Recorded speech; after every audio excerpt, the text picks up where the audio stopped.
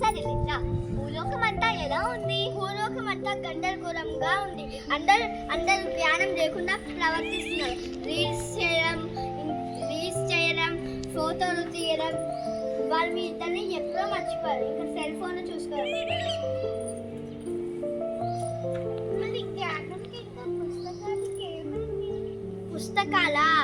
పుస్తకాలు ఎప్పుడూ ఏమీ పాతలేదు.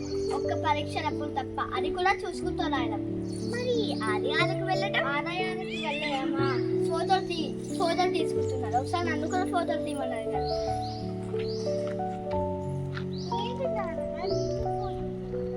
ఇది మంచిది కాదు. అవును, భూలోకానికి ఇలా వెళ్తే మనం ట్రాఫిక్ జామ్ లేదో ఇరుక్కుతాం.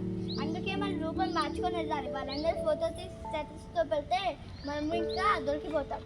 మనం మన రూపాలను మార్చుకొని వెళ్దాం. ఒకళ్ళు ఉపాధ్యాయురాల్లాగా, ఇంకొకళ్ళు బ్యాంక్ ఆఫీసర్ లాగా వెళ్దాం. నేను బజారులోకి వెళ్ళి ఎవరు డబ్బుకి విలువ ఇస్తున్నారో చూస్తాను. నేను భూమిపై ఏం జరుగుతుందో చూసి మీకు చెప్తాను.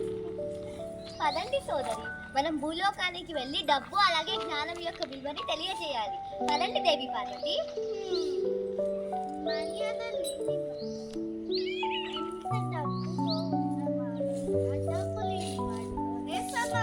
అవును, అది నిజం.